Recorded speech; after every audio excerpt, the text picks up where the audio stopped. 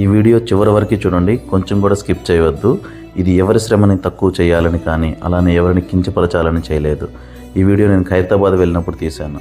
మనలో చాలామందికి లైఫ్లో కంఫర్ట్స్ లేవని, పక్కన వాళ్ళు ఏదో అన్నారని చిన్న వాడికి తెగ బాధపడిపోతుంటాం కదా. ఒక్కసారి ఈ పసిపిల్లలను చూడండి.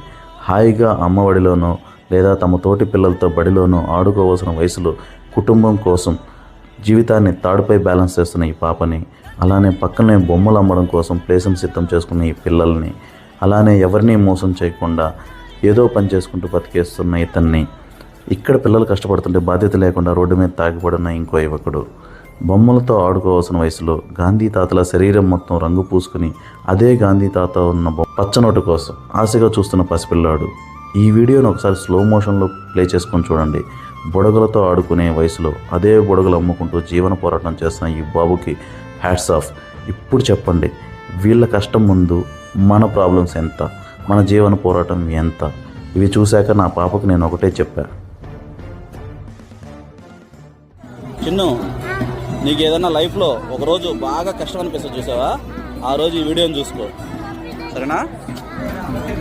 నీ అంత పాపే ఎంత కష్టపడుతుంది చూడు ఫుడ్ కోసం.